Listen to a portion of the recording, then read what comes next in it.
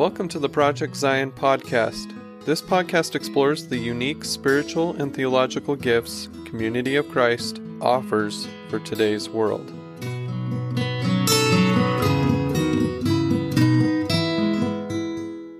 Welcome to Project Zion podcast. This is Cuppa Joe, where we explore restoration history, and I'm your Cuppa Joe host, Karin Peter. Today's episode is a collaboration with Community of Christ Historic Sites as we interview the presenters from the 2020 Historic Sites Summer Lecture Series. And these lectures can be found at historicsitesfoundation.org. Our guest today is Wendy Eaton. Wendy works at the Joseph Smith Historic Site in Nauvoo, Illinois. Hi, Wendy. Hello. Welcome back to Project Zion. It's good to have you with us today. So your lecture in the Historic Sites Summer Series is titled Stories Behind the Preservation of the Joseph Smith Historic Site in Nauvoo, Illinois.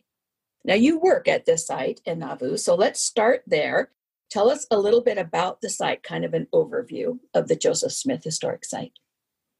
Joseph Smith Historic Site spans the southern 40 acres of the peninsula of the town here in Nauvoo. So we're surrounded by the Mississippi River here. It's a beautiful location. We care for 19 buildings, both the physical care and preserving the stories of the buildings as well. 5 of those are open to the public, typically, not this year, but that would be the Homestead, Mansion House, Red Brick Store, and the Visitor Center, with the Nauvoo House kind of as a special addition. Some people get to go in, but since we use it as a rental facility, we're not able to take every tour into that place. Probably the most visited place on site would be the Smith Family Cemetery, which is still open to the public. So if people do choose to visit Nauvoo in this year, they really shouldn't be traveling. But if they do show up, they can go in and look around the cemetery. There is some work being done in the cemetery right now. They are replacing the fence this week. So that's been fun to watch happening, the ongoing preservation here. So having been to Nauvoo and the Joseph Smith Historic Site many times, it is a wonderful experience to visit and to go through the 5 buildings that are open. I have my favorites of all of them, along with my favorite stories from the tour. So I'm really excited that we're talking about it today. So in your lecture, you tell several stories from the site, and you do a very clever thing, and that is you share through the lens of one individual as kind of the tour guide for your lecture about the site. And the person that is your narrator is Vida Smith. So who is Vida Smith, and why did you kind of talk about the site through her lens? Vida is fascinating, and I have to say that I haven't paid a lot of attention to her until recently. I've been doing a little investigation in the last couple weeks since my lecture just to find out a little bit more about her. She was born in 1865 in room number 9 of the hotel wing in the Mansion House.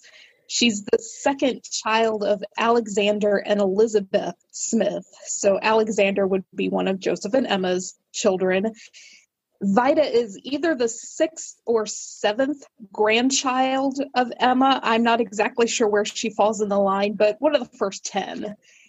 Most Community of Christ members would be familiar with Vida as a hymn writer. She is the one who wrote There's an Old, Old Path. Yes. And so most people, again, that's how they're going to know her, but she wrote so much more than that hymn and other hymns that she wrote during her life. She wrote for a number of the different church publications, especially for youth and for women. There was a magazine called Autumn Leaves that she wrote for that was specifically geared at youth. She wrote 2 volumes of church history for youth that were published in 1914 and 1918. And 1918 is the year the site here in Nauvoo officially opened as a historic site. Probably in some of the preparation for that publication, that 2 volumes of church history, she visits Nauvoo, and she comes with her husband. I won't get into too much of him. His name is Heman Smith. He was the official church historian for some time. But as Vida's visiting here, she writes her memories of childhood as she's viewing the grounds and the homes that is so connected with her family. And I know you're not supposed to let your bias show when you are presenting history, but I'm going to be very upfront. My bias of history, I'm not a wife or mother. And so often, unless you really dig, that's how women are painted in history, is either a wife or a mother. Vida is both, but when she is writing in Autumn Leaves of this particular visit to Nauvoo, she's in the mindset of reporting how it looks, but then thinking back to her childhood with her grandmother, Emma. And that is a role that I could connect with. I am a granddaughter. I have a grandmother that I think very highly of, who lives up in Maine. And when Vida writes of Nauvoo and her childhood, it's completely intertwined with Emma, her grandmother. And I have the same feeling when I think of my grandmother and Maine and the family history that I have up there.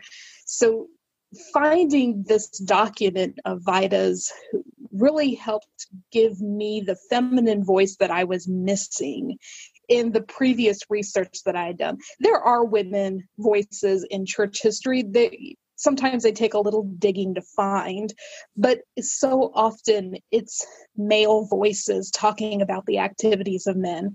So I was really happy to find this document of Vida's. It really helped me connect more with the story I was hoping to share. Oh, absolutely. So let's talk a little bit about the sites that Vida writes about and that are part of the Joseph Smith Historic Site, for which the church is responsible for preservation. Let's start out with the homestead, because that's kind of the first building that we go into on the tour. It's kind of where things start. So let's talk about that. So with the homestead, and since my lecture was the development of the site, I thought I should probably address a little bit of the property ownership in Nauvoo, even though that's not my favorite subject to talk about, but it's pretty significant. Back in 1839, when the church is settling Nauvoo, they don't have a lot of finances, and so they have to purchase a lot of the land and the existing buildings, such as the homestead, on credit. And Joseph Smith, as president of the church, is also trustee and trust for the church. So all of this purchasing and use of credit is under his name, which ends up being a problem for Emma. When he dies, there is so much confusion over who owns what. And this isn't just on personal levels. You hear about the strife between Emma and Brigham Young, but there are state conflicts between Missouri and Illinois and even the federal government over who owes who money over the various different purchases. It's somewhere around 4,000 acres of land and a riverboat that Joseph Smith and the church has accumulated debt over, that they turn around in the years after his death to have to try to figure out who's getting what. And I try to be pretty fair-minded when I look at this, because it's very easy as a community of Christ to completely sympathize with Emma in her struggles. She sees these as her homes. She wants them for her children. But Brigham Young is also leading a church. They have finances that need to be resolved. They need money to make a trip west. And so you just get all this legal strife and financial strife happening here in the city. After Brigham Young heads west, Emma ends up embroiled in about 12 years of legal battles before she finally has ownership of what we would consider the core of the historic sites, including the homestead and mansion house and several of the other homes that are here. it's just kind of a testament to her sticking it out in the long run to deal with 12 years of legal battles with all this conflicting property issues. It's crazy, it's complicated, but it's significant that she is able to hold out and obtain the property that she does so that her children can inherit. Because as they grow and their children inherit the properties, now you're suddenly in the 1900s and we're developing the historic site. So it's easy to reach that transition of going from family properties to a historic site that's open to anybody to come visit. Your other question's a lot more fun with property dealings, and particularly with the homestead. The homestead itself is where Joseph Smith spends most of his life here in Nauvoo, but it's also very much the beginnings of the family home here. And you get history of two different Latter-day Saint churches finding their beginnings in Nauvoo here. Of course, the overall larger Latter-day Saint tradition, but then Community of Christ as well. Because when Joseph III grows up, he inherits the home, and he is running his church from this home before he agrees to move elsewhere. It's a charming little house. I would not want to live there today, but it's a well-preserved structure that has so many great stories in it. And one of the things I talked about in the lecture, and if you have a chance to go watch the lecture, you really should, because I show a lot of images of the site, and I show a picture of a violin. So when I started with historic sites in 2006, part of that summer was spent with artifacts. I was at Kirtland Temple, and I was spending a lot of time in the basement of the temple, measuring stonework and looking at different artifacts that I would never have thought of as artifacts. But it gave me an appreciation for what is that tangible evidence that has been left behind through history. And so as I was looking for something completely unrelated in the attic of the visitor center here in Nauvoo this last winter, I saw a violin sitting up on the top shelf. And I pull it down, and I brought it out to where I could get a better look at it. And inside of the violin, there's a maker's label, and it reads, "Made by Frank Carroll, Nauvoo, Illinois, year 1927, of wood taken from the residence of Joseph Smith, the prophet at Nauvoo." And so I pretty quickly went from handling it with my bare hands to putting on curator gloves to handle this piece, because not knowing quite what the significance was of it at the point. But I started doing a little extra research on it. And in a February 2nd, 1927 Saints Herald article, I find that Frank Carroll had given this piece to the historic site, and it became part of the collection. There was remodeling being done the previous year in the homestead to make it so that guests could come in and tour the space. They had to remove some of the wood, and they gave the piece to Frank, and he crafted this violin out of this piece of wood and then turned and gave it back to the site. And this is what I love so much about the artifacts. We know the Smiths were a musical family. Emma and her contributions to the various hymnals early in the church, her children and grandchildren like Vida writing hymns that are still being sung to this day. It's easy to make the jump to music being very much a part of family life there in the homestead. And so then to move nearly 100 years later to have a musical instrument created out of part of this home, it makes this connection with the family and music that you normally couldn't put your hands on. And just out of pure curiosity, I looked for some information on Frank Carroll, the violin maker. He's not a church member. I believe he's part of the Lutheran church here in town, but he is the son of German immigrants. I think he's born in Ohio sometime in the 1860s, and then his family moves to Nauvoo, which has a long Germanic history. And I don't know if he would have ever known Emma. There's a good chance he would have known who she was. She was greatly treasured in the community in her later years. But he grows up here, and the writings that have been left behind of Joseph Smith III, we know how much he treasured the immigrant community and cared for them, that there's a very good chance that Joseph would have been aware of the Carroll family, even if he didn't know Frank, because there's quite an age difference between the two of them. For then Frank to grow up and be a part of creating this instrument, I thought was pretty interesting. So you hit multiple levels of history with this one little piece. And the violin needs work. I mean, I don't know how to play a violin, but I know it can't be played in the condition it's in right now. But it was a lot of fun to find that piece just sitting up in the attic. It makes you wonder in people's homes what things they have just sitting around that they don't realize are sitting in their attics and need to be taken better care of, or can help tell their own family stories.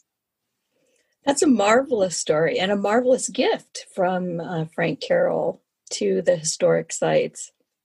So we have that property, which is where things kind of started, as you talk about, and where the family first settled in Nauvoo, their first residence. But then if you go across the street from there, you go to what's called the Mansion House. So let's talk a little bit about what's transpired in the life of the Mansion House. It fell into quite a state of disrepair for a while and has taken in a lot of preservation efforts. So let's talk a little bit about the Mansion House, which, by the way, when I first heard Mansion House, I was thinking something totally different than what I saw when I came to Nauvoo. Well, compared to some of the other homes, it's a mansion. It's much bigger than some of the other homes here in the community. Joseph Jr. spends very little of his life in the Mansion House.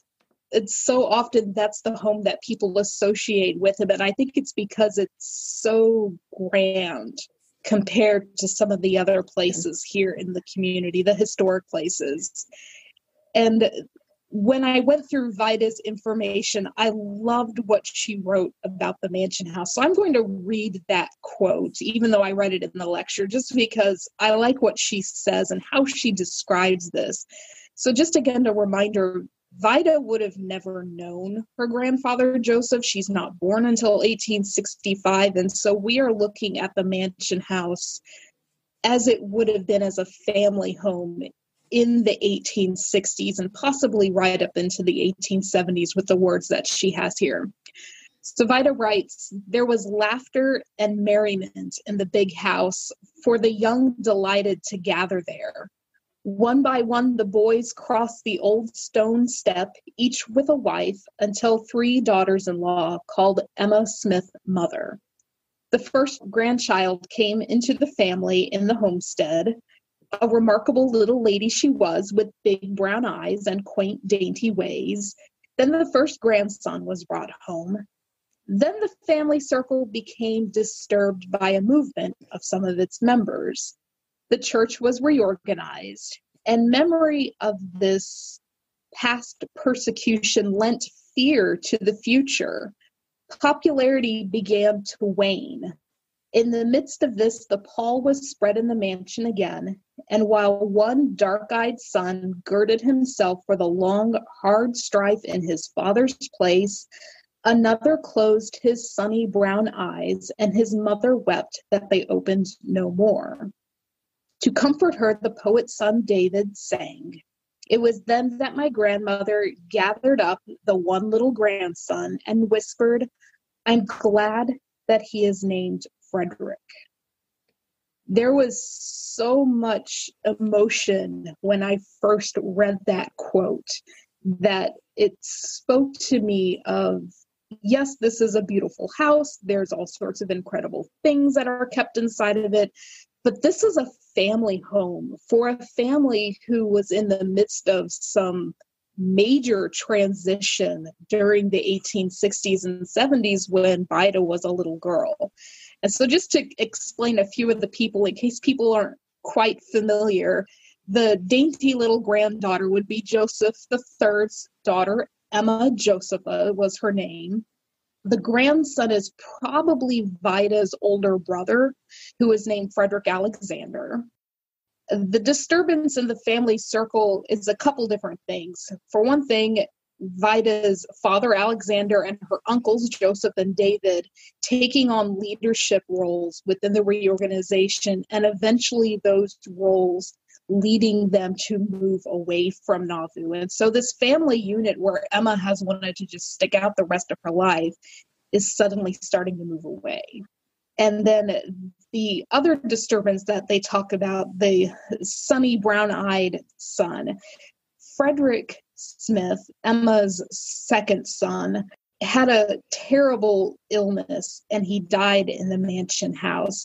And this was 1862. Emma would eventually have two grandsons that are named for her son. I mentioned Frederick Alexander, Vida's brother, but then Joseph III would later in Plano have a son that he names Frederick Madison, who eventually becomes one of our presidents of Community of Christ. So there's a lot going on in the mansion house after what we think of with the 1840s time period. Alexander and David are sharing the mansion house and hotel. They both have wives. They both have children. They're raising their families in this space. Eventually, Alexander moves his family to Plano, Illinois, and then later to Missouri. David, during all his travels with his role in the church, he eventually experiences some mental decline, and the family has to make the difficult decision to have him institutionalized. Both of them, Alexander and David, have extended family who stay in Nauvoo. Alexander, it's a brother-in-law, so one of his wife's brothers, who stays in the mansion house and kind of takes care of things for him. David's wife, Clara, I believe it's one of her brothers, ends up staying here in the community. And I think they live in the Sidney Rigdon house, which is right next door to the mansion house. I have to do a little more digging on that one. But for Alexander, even though he's left Nauvoo, whenever he's back in the area, he visits family like any of us would, and he stays in this home of his childhood, and he's able to then keep an eye on how things are going here in the community with his mother and her declining health, and then eventually with the properties themselves. He's the one that really starts thinking about the long-term preservation of the historic sites and bugging the presiding bishopric about doing something with the site because he and his brothers don't have the money to take care of it, but the church really needs to step in and do something. So he's the one that really starts getting this idea of the historic site stirring in the broader church mind, even though the cemetery would eventually be the driving force to establishing a historic site. Alexander's at a church reunion in the area, not in Nauvoo, but not too far away, when he visits Nauvoo afterwards. This is 1909. And he takes ill and ends up dying in the mansion house and then is transported to Lamoni, Iowa, and he's buried up there. Within 10 years of his death, that is when the major shift is starting of moving from family homes to historic sites. And as I mentioned, 1918 being the official date where we really did open as a focused historic site. With the mansion house in those first few years, initially the caretaker lives upstairs. This would be John and Ida Layton. And tourists are taken through the downstairs of the mansion house. But before any of this happens, you mentioned about the disrepair.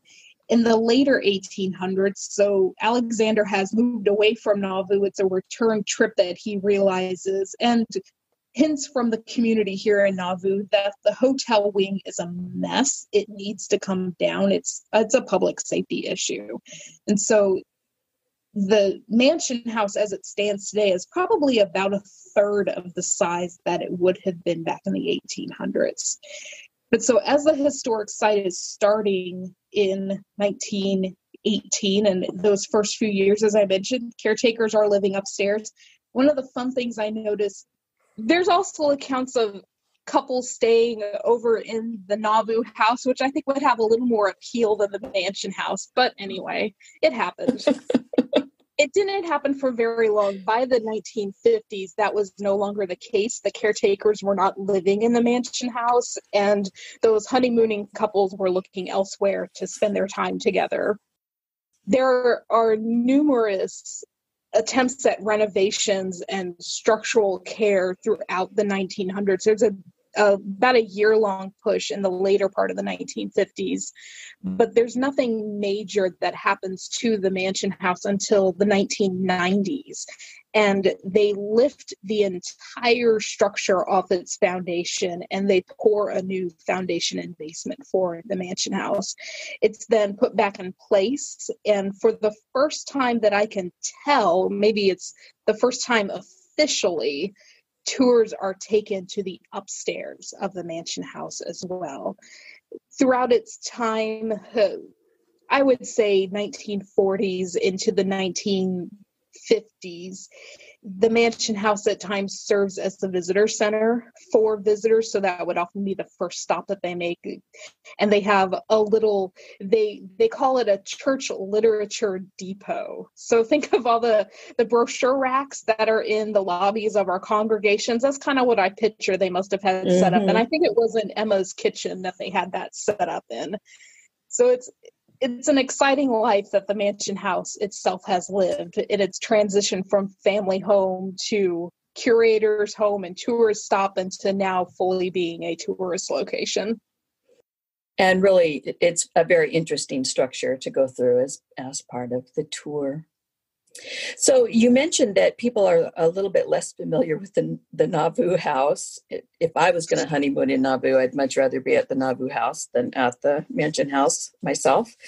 Although the Nauvoo house has kind of an interesting vibe to it as well. So why don't you talk a little bit about its preservation, and first what it is, its preservation, and how it's used now. It's interesting that you say the Nauvoo house has its own little unique vibe to it, because that's very much, there are times that I can't stand the Nauvoo house. And then there are other times that I absolutely love the structure. And I think it has a lot to do with its original intention in the 1840s. It was to be a really big hotel. Joseph Smith and his family was going to have a suite of rooms in it. It was completely a place of overnight accommodation. That's essentially what it was. It doesn't get completed in the 1840s. It sits just a brick and stone shell for a number of years. It's Emma's second husband, Louis Dauerman, who decides to preserve it in his own way by taking down the existing wings and completing the corner portion of the structure. He and Emma move in around 1871, and they call it the Riverside Mansion. And when I'm thinking kindly towards the Nauvoo house, that's what I think of it as. I think of it as the Riverside Mansion, and I think of it as Emma's home. And the significant moments in her final years, she dies there. Her funeral is held there. And when Vida thinks back to this home, so she would have been a little bit of an older child at the time of her grandmother's death, but she writes of the Nauvoo house, or the Riverside Mansion. It speaks to me of a beautiful personality that I have always felt within the deep old rooms. And so there's such a presence of Emma when you have yourself in the right mindset and you enter the building, to focusing on Emma, that you get then when you're just going in to make sure it's clean and ready for the next rental group. So today we've gone back to calling it the Nauvoo house. Groups can rent it and stay there. We get a lot of family reunions, a lot of retreats that take place there. The John Whitmer Historical Association and Sunstone Nauvoo, they both kind of focus on the Nauvoo house. Some of the attendants for those conferences stay there. There are classes and meals that are held in Emma's parlor there in the Nauvoo house. And it gets to be today a huge variety of uses. And again, I think that's why I at times have such conflicting feelings about the building. There are times that I love the activities that are happening there. And then there are other times that, oh, this group didn't clean up after themselves. We've got 4 hours before the next group comes in. We've got to rush and get this ready for them. But it's an incredible building, and I appreciate that Louis Weideman did something with it. He's got a fun history. You could spend a lot of time talking about Louis Weideman, but the fact maybe we'll do it. Maybe we'll do an episode on him sometime, Wendy. That would be fun. But the fact that he decided to do something with this, and it was encouragement from his stepsons to provide a home for Emma to retire in, that he looks at doing something with the structure. But it's a fun building, especially if I remember to remind myself that it's a fun building and it's Emma's home. And it's important to me as well. I had spent several years in Kirtland as a guide, but I never came out here as a summer intern until my congregation had a retreat at the Nauvoo house in 2014. And I had arrived early with another to help with some of the setup and checking in. And Kristen Mackay, who's now the site director, she called me back to her office here in the visitor center. And she's like, "What are you doing this summer?" And she knew I was not employed at that point. And I'm like, okay, fine. I feel like I'm much too old to be an intern, but okay. And so I came to Nauvoo for the first time as a summer intern after having that weekend retreat with my congregation. So who knows what would have happened if my congregation hadn't decided, oh, let's go to Nauvoo for a weekend. It may have paved the way to help me get into the life that I'm living now. True, and much better to go for the first time as a retreat than a honeymoon. So I'm glad that was your experience. I'm not going to get over that, Wendy. I'm just going to be honest. Okay, so next let's talk a little bit about my favorite building, and that is the Red Brick Store. I love the Red Brick Store for a couple of reasons. One, the way that it serves as for people who visit the site to buy something to take home as a souvenir is just really sweet and is lovely. But upstairs at the Red Brick Store is probably my favorite place. It's the place that I am least happy about, the small office there, and the place I appreciate the most, the larger room, and the setting apart of the women for the Women's Relief Society. So let's talk about Red Brick Store. Okay, so the original store opened 1842, and the structure exists until 1890, and then it's taken down. It had fallen into some disrepair. The brick was needed for other building projects, so they just took it down. For the 40 or so years in between, it's a pretty active location for the community. For the non-church side of things, it's a general store. Of course, it's not the only one here in town, but it serves that purpose. So 1800s, it's a gathering place for people to come and swap stories and hear the news. It acts as a civic center or a justice center as well. There are a number of different hearings that take place. You start to get into some of the church legal issues with that, because there are some of the legal battles that Joseph Smith Jr. is involved in that take place there in the Red Brick Store in that upper room.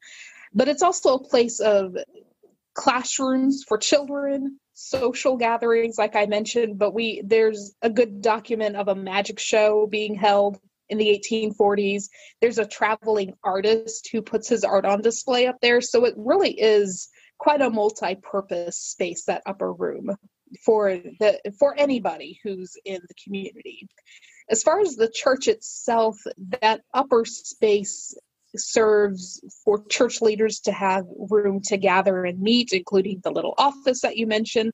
That'd be Joseph Smith Jr.'s one of his many offices. And Newell K. Whitney, as the bishop, he has an office in the downstairs location. but also for the church, the Relief Society officially organizes in the large upper room. There are worship services that happen there, probably in the 1840s, but definitely by the 1860s, we know of worship services that happen there. And for that little office, there are some critical moments in the church that take place in that space. Some that make us cringe, but others that make us pretty happy. That's where the last blessing that we know of that Joseph gave his son to follow him into church leadership. So that took place there in the Red Brick Store. Some of the other activities that I think of, 1848, Joseph III is a fairly young teenager, and his mother and stepfather decide that he needs to get some experience as a shopkeeper. And so he makes a stab at running the store downstairs. He doesn't do a very good job, but one of the responsibilities of the shopkeeper is to guard the store overnight. So he's sleeping upstairs. And in his memoirs, he writes about waking up in the middle of the night to this incredibly bright light. It's so bright that it disorients him, and he runs into a wall as he's trying to make his way to the larger room, to the windows. He looks out the windows and he sees that the temple is on fire. He leaves the store, goes up the street about a block, and he stays with Emma. He wants to make sure his mom is safe because he is rightly afraid that an arsonist has set fire to the temple. Is somebody going to come after my mother next? So he stays with his mother. His stepfather is part of the team that heads up the hill and tries to extinguish the fire. But that's a pretty significant moment in Joseph's childhood that takes place right there in the Red Brick Store. In his early adulthood, as he's beginning his leadership with the church, a little branch organizes there in Nauvoo. And at first they're meeting in homes, but eventually they grow big enough that they decide to use that upper room in the store. They call themselves the Olive Branch. And if you think back to the earliest church seals, kind of the logo for the church, you see an olive branch on there signifying the peace focus that they're looking into. And this is an interesting little branch. So Joseph Smith is president of the church, but he's also pastor or presiding elder of this branch. So he's getting some on-ground congregational leadership as he's president of the church in this little building. And Alexander, his brother, receives his first priesthood call in the upper room of the Red Brick Store. The story is something along the lines, the priesthood were gathering there in the upper room, praying over the needs of the congregation, and they recognized that they needed, I think it was a teacher, the office of teacher, and several of them ended up speaking to Alexander being a good person to fill that role.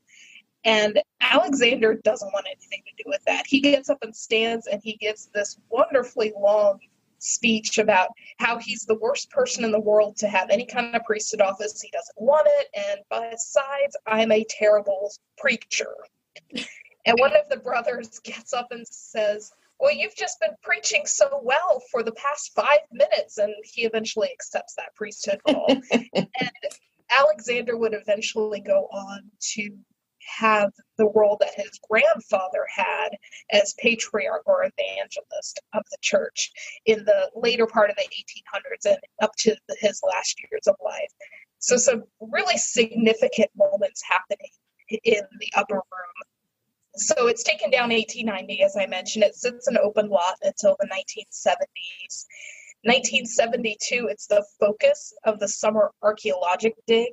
And the decision's made that this building is historically significant enough that we really need to rebuild it. And I believe it's 11 families that they talk to financially support this building project. And they fund it, they get the building up, and by 1980, at the centennial of the founding of the movement, the Red Brick Store is once again part of the historic site, and tours go in there. It's not until, I think it's 1992, that the gift shop opens downstairs. So prior to that, it had just been used for tourism and for educational purposes. But then today we do use it for a huge variety of different things. Of course, the gift shop downstairs, but then tours end upstairs. We have classes that are held upstairs. There are occasional community activities that are held up there.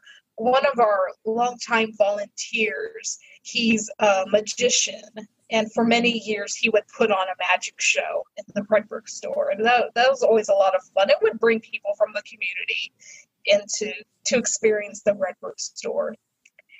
And then in 2018, over the summer, that was the year we were recognizing the centennial of the historic site, we decided to have weekly Sunday evening gatherings. So we revived the Olive Branch. And there were not many priesthood members amongst our staff that particular summer, so it fell on me largely to do a lot of that. But John Charles Duffy, who some of the listeners might be familiar with, he and I worked together to put together those weekly worship services. And it was an interesting experience for me. I'd been a part of pretty traditional Community of Christ congregations, but to post invitations in the general store downstairs to the general public to just, hey, we're having this Sunday night. Here's the topic we're talking about. You're welcome to show up. So we would never know who is showing up, what Latter-day Saint tradition they're coming from. We had no idea how many to expect on a given Sunday evening. The group of summer students that year was pretty mixed when it came to faith. And so sometimes they would show up, sometimes they wouldn't, but it was an interesting experience. And right at the end of that summer, I had been talked into holding a communion service as our close to the summer series. I did not want to do that, but I caved to, well, a couple of apostles that some of the listeners might be familiar with. Actually talked me into doing it. And I went into that service pretty nervous. I was still a fairly new priest at that point.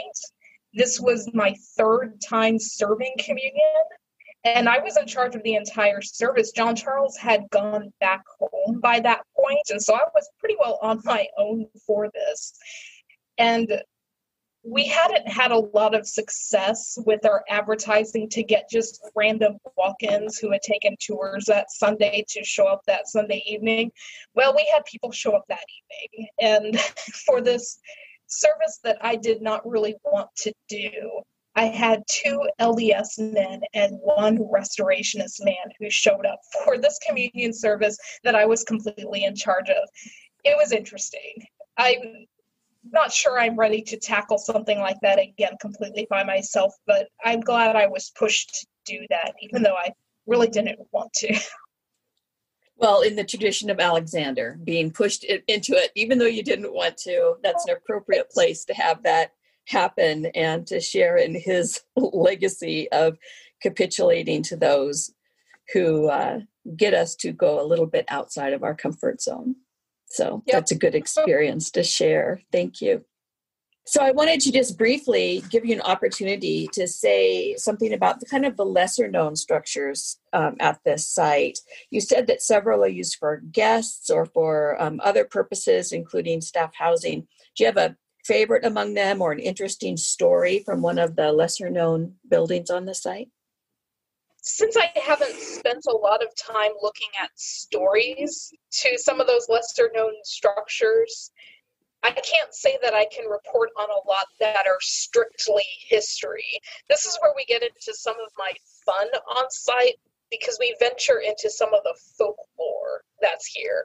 And so stories that there might be an element of history to them, but they're not well documented.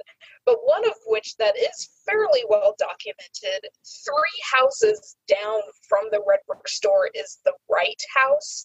And that's one that has had a lot of remodeling done over recent years. We had an incredibly generous donor who helped us with that renovation project. And it's one that we hope to be able to rent to visitors to the area that not only will give visitors a chance to experience living in the historic site, but it'll help bring a little income to the historic site, which is always a benefit for us. But one of the stories with this house is that during Joseph Jr.'s lifetime, there's one of the many moments that he needs to escape arrest, and he borrows a boat from the Wright family. The boat has a leak in it, but he needs to get out of town, and so they put the boat in the Mississippi River, which is just across the street from this particular house. And the story goes that the men had to bail the boat out with their shoes or their boots as they were rowing across the river on this particular evening. So it's stories like that. There's great documentation with that one, but there are other stories that are a lot of fun to tell, but maybe aren't the most historical. I think the one that I feel the safest sharing so that it doesn't get out of hand, it's a mixture of both history and folklore, and it's a Louis Weideman story, so that's always fun. Not a lesser known structure because it would be the mansion house, but when he's early in his marriage with Emma and they're living in the mansion house, when guests would stay there because they're running it as a hotel, he would tell them about secret tunnels that Joseph Smith had dug from the family homes there on the flats up to the temple. And he told so many people this story that it spread. Well, we know he's telling this story. That's pretty well documented. But we're also pretty confident, just knowing the stories of Louis Weideman, an insight to his character, that he is completely making this story up. But he's still telling the story, and it persists to this day. Occasionally you will have people show up on site and ask, what about the secret tunnels that went from the mansion house up to the temple? And you're like, oh, well, let me tell you about Louis Weideman. So it's a great story that he is intentionally creating folklore for the Nauvoo community. And like I said, the story comes up every now and then. Oh, that's wonderful. Yeah, there are all sorts of stories that are along those lines that I wish I had more time to be able to puzzle them out and find the truth, the history that's in them, because they're great stories to tell, but I'm hesitant to tell them without getting myself into trouble for spreading rumors. So you've done a great job, Wendy, of sharing about the site itself, and I am encouraging our listeners to watch your entire lecture. But I wanted to ask you before we close, you've worked with historic sites for some time, Kirtland and then here in Nauvoo. How has this journey with kind of the history of the church informed your own personal journey of discipleship? I've had some incredible mentors in my life, especially when I was a teenager, as I was growing into understanding what my own priesthood journey was going. I know discipleship and priesthood are not interchangeable, but for my discipleship, that included recognizing as a teenager that I did have priesthood calling in my life. And to have these mentors around me when I was a teenager was great. But then when I think about a lot of the development that I've gone through in recent years, it's completely from my time here in Nauvoo and my time in Kirtland, learning the patience that you have got to have when you're on your discipleship journey, both with yourself and with the people that are around you, because you never know who you might be inadvertently mentoring. I think about how much I've had to learn to remain calm under pressure, because especially here in Nauvoo, I had a few experiences in Kirtland, but more so here in Nauvoo, situations where I've had to keep myself really calm because there's a guest that's maybe making me really irritated with the questions that they keep pushing. And I know that it's the training that I've had here that I'm able to keep my temper under control and carry on and helping them with where they're at and the information that they want, but without letting things get out of hand. And I haven't spent a lot of time in Plano, Illinois, which is about 4.5 hours from here. But the last time I left Plano, I recognized that I had lost an opportunity that I should have taken while I was there. And as I looked back on some of the stories in our larger church history, I see that there are so many choices that, whether they were made or not made, whether they turned out to be the right choice or not, but we've had to just carry on and do the best we can with the decisions that were made. And if a wrong took place because of those decisions, then we need to do our best to face it and resolve it as best we can. There's just so much practical discipleship that I have picked up, especially around the full-time staff that I have the wonderful opportunity to work with, and then the volunteers that have been in and out of the sites that I've gotten to meet and gotten to know. It's been a remarkable experience to have spent so much time and not have intended back in 2006 to end up spending so much time with church history. Well, it's been wonderful to listen to you share some of your expertise in what you've learned in working with church history.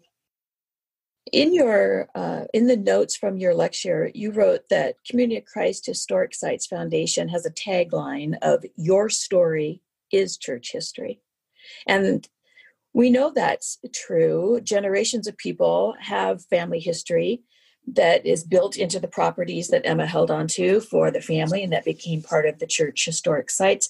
But countless others have history associated with or shaped by the historic sites, the buildings there, the legacy, the stories behind them. And you write that you are inviting folks to share their family stories to help continue to build the histories of not just the site there at Nauvoo, but the site at Kirtland, Plano Stone Church, and Liberty Hall. And so if you have listeners, family stories that contribute to the histories of those sites, Wendy would love to hear them as she lives out that tagline, "Your story is church history." So before we bring our episode to a close, Wendy, do you have any closing thought or anecdotal story that you'd like to share before we wrap it up? I could probably go on for a very long time with all the different stories that I've accumulated over my years with the historic sites, but don't get the chance to share all the time. But you've just said so well what I wanted to push, that our stories are so important. And when I was doing this initial work, this has been a multiple year project for me. I started this research back in 2017 in preparation for our centennial. And a summer student from the 1960s, I think 1964, Lee Updike, reached out to me back in 2018 and said, "I'm coming to Nauvoo.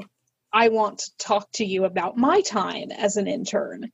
And so he and I talked back and forth. I can't remember exactly what happened, but I was not able to give him his tour. I don't remember what it was, but he emailed me all the different stories he wanted to share. And it was a wonderful insight to what it was like for a student in like I said, I think it's 1964, of what it was like giving tours here at that time. And it's such a very different experience than what I have as an intern. And so it's so important to preserve those stories. So again, if people have experiences with the historic sites, whether they were summer interns or they have family connections here, I really would love to hear those stories and help preserve them for the future of the historic sites.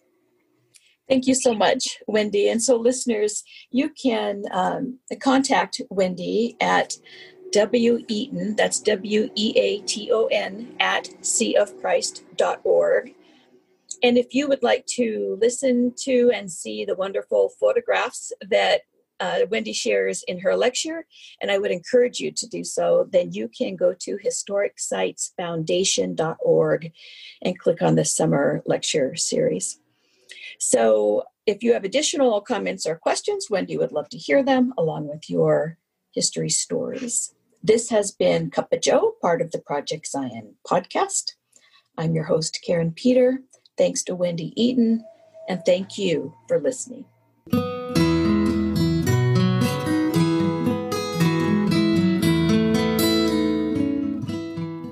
Thanks for listening to Project Zion Podcast.